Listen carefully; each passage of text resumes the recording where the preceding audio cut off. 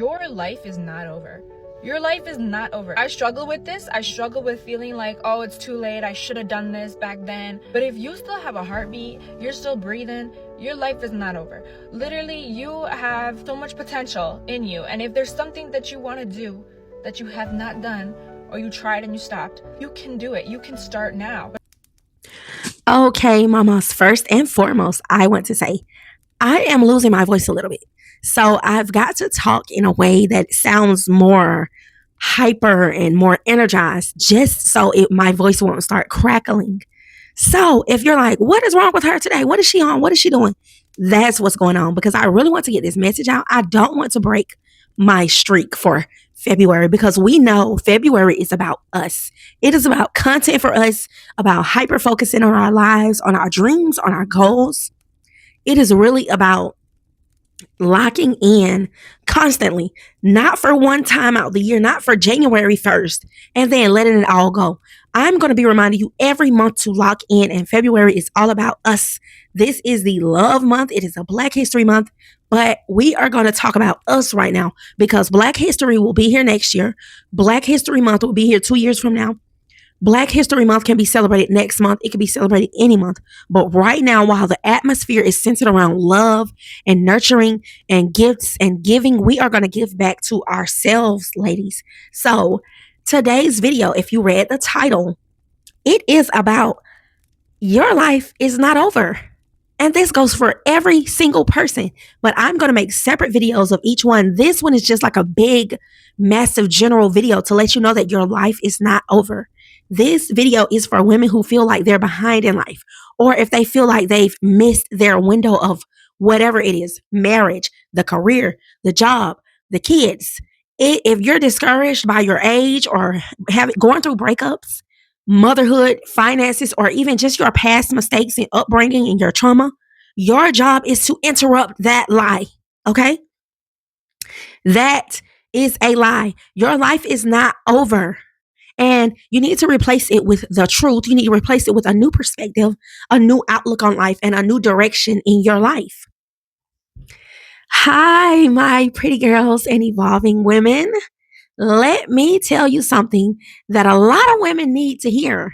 That's what I'm about to do. I'm going to tell you something that a lot of women should have been heard, and nobody is telling them because they're benefiting from you not hearing this. They're benefiting from you continuing to think the way you're thinking. And that is, your life is not over. Not because you're single, not because you're starting over, not because things didn't go how you planned. If you're still breathing, you're still in the game. If you're still on the right side of the earth and nothing is physically holding you back, you're still in the game. And today we're going to talk about why so many women think their life is over. And that's just simply not the truth. Okay, let's get into it, mamas. Society puts timelines on women. Comparison culture and social media highlight reels is part of why women feel like their life is over. Shame around starting over or, just having to start over. That is why women are feeling like their life is over. Until you actually get in it and you actually start over, that's when you realize your life hasn't even started yet. Also, when women are going through the process of letting go of one chapter or letting one chapter define their whole book of life, we've got to remember that a delay is not a death sentence. Now, people who are using you and people who are taking advantage of you feeling like your life is over and you may as well settle, they don't want you to know that a little delay in the road is not a death sentence. They want you to think that way. That's why I hate to talk about this, but I'm just going to use it because I hear it so much on podcasts and, little reels and TikToks. That's why some men say, you want me to do all this and that for you, but you got a kid. So what? Or you got me doing all this and you want me to perform like this? Did you make the kids that perform like that? It doesn't matter. That's not your business. But in order for you to have access to me, which is what you want, you're going to do You're going to abide by my rules. And there's this lie that is being told to women that they've missed their window. I really don't understand, why are men going around telling women once you hit 30, that's it? Like, what are you, like, I don't know. I can't even grasp it. It's so pitiful. So, from the ages of 18 to 29, that's it for women. That's the only time women get to live. There is no universal timeline. Many women are going to peak emotionally, mentally, financially, and spiritually. They're going to peak later in life. Many women start to peak around 27, 28, really 28, 29. If you peak at 25, oh my goodness, you are so blessed. You need to take advantage of it. But many women peak later on in life, and men know that. So they try to say that your 20s, your early 20s is your window. No, ma'am. You don't even have the frame yet in your 20s. You're probably building the frame, and once you hit 30, you're about to put the glass in to have the window. You don't even have a window yet because you don't know anything. And there's also a thing called late bloomers. I consider myself a late bloomer. I am a very late bloomer. Now, I know some people bloomed way later than me, but compared to the people around me, I'm a late bloomer. And I went through a lot of stuff that could have been prevented if I would have bloomed a little earlier, but oh well. And late bloomers often build stronger, more intentional lives. So don't feel bad because you're just now starting to do stuff that people around you have been done, have been gotten to. Some women don't bloom early because they were meant to bloom more intentionally. And you've got to watch out for those pick me women. The women that'll see you trying to do something and be like, "Oh, I've been started doing that. That's old now." Maybe you are not the girl to, glam up and get your nails done and your toes done. And now you want to start taking care of yourself. Here comes a hater.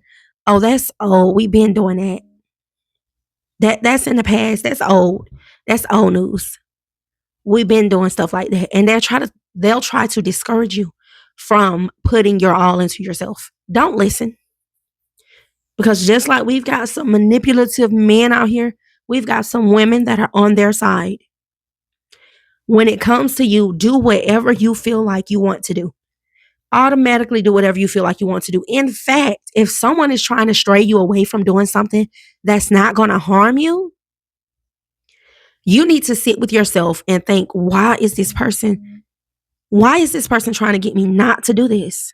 It's not going to harm me. It's not going to cost me any money. Like it's not going to cost me any type of turmoil. So what's the point? You've got to sit and think to yourself, okay. You've got to sit and think to yourself, okay, now I see. This person is playing. This person knows that I have potential. They see the potential that I don't even see yet. I'm just trying to give it a shot and they see the potential already.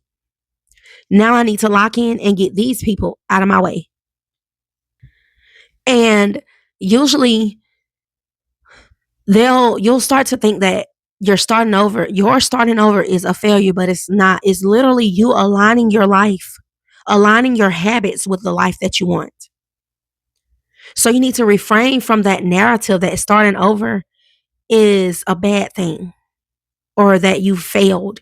I used to not want to start over so bad. I remember I started a business and I knew that business wasn't going anywhere, but I just kept trying and kept trying and kept trying.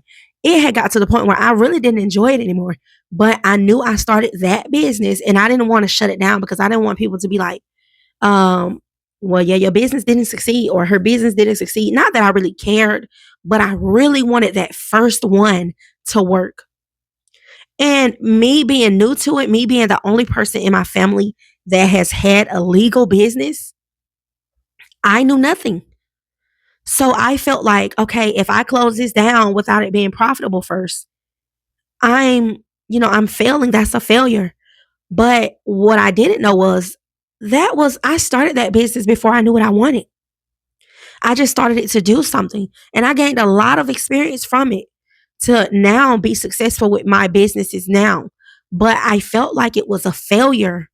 I felt like I was failing. I was a failure because I shut that business down and it was holding me back so bad because I started it when I was a teen, fresh out of high school.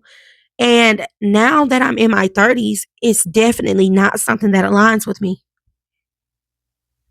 It was literally like going to clock in at a 9 to 5 that I hated.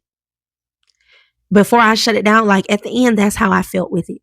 I cannot believe that I stayed in that business for so long. I cannot believe it. Now that I look back on it, I wasted so much precious time.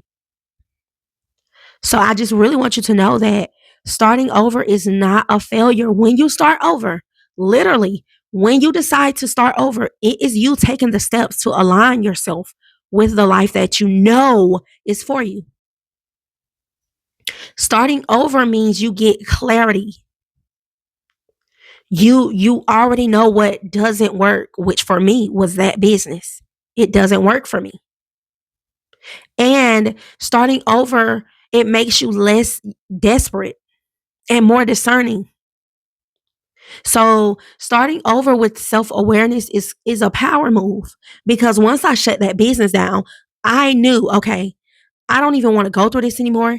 Before I start another business, I'm just going to take some time. I'm going to see what, like what's really working for me. Go back to work, save up some money, get to know myself so I can go back to work so I can have some money to, invest and start some hobbies. You got to have money for your hobbies. I don't suggest doing everything free. Do like literally invest in something for yourself. And you may have to go back to work for that, but don't feel like you're a failure because you shut that business down and went back to work, or because you still have your business, but you had to go back to work part time. Don't feel like a failure for that. Like I said, when you start over with self awareness, that's how you get your power. That's how that helps you align. We're going to take a quick pause because I want to talk to you about the products that I have on Pretty Girl Rich Era. If you're in a season of rebuilding yourself, I talk about rebuilding all the time. And you're redefining and glowing up back into a better person of what you used to be before all the hurt and trauma. I created a 30-day glow up journal specifically for women like you. It helps you to reset your mind and your routines, your self-discipline without overwhelming you. That link is going to be below in the description. Now let's get back into the video. Like I was saying, just because you start over, that doesn't mean you're a failure. And you need to know that your life didn't end because you had to start over. And don't even think about it as you having to start over. Think about it as I get to start over. It's a privilege to be able to start over. It is a privilege. And your life is not ending. You're just simply going in to edit some things. You need to be the chief editor of your life, not anyone else. Like I told you about those people that'll say, oh, well, we've been did that. That's old news. To try to get you to not do something, to not start investing in yourself. Don't let them be the editor of your life. They have their own life to edit and narrate. You need to be the chief editor of your life. This is where you get poetic. You really get deep into yourself. That's why I said hyper fixate on yourself. Even if you have kids, do what you need to do for your kids, but you need to hyper fixate on your life, on your goals, on your dreams, on how you want to feel, how you want to look. Hyper focus on yourself. The old version of you had to die. Certain doors closed on you for protection. This chapter, remember, it's only a chapter, it's not the full book, but this chapter requires a different version of you. Some chapters don't end, they evolve with you. Or they become, sequels, they become a spinoff. So make sure you're doing what you need to do. What are you going to do now? Now that I've told you all of that and I've talked you through, most of what you're going to be thinking when it's time to evolve and just level up and start something new. You're going to stop thinking about your life from the pain perspective. You need to pick one area to rebuild first. Don't try to go in and do everything at once. You know why? Burnout.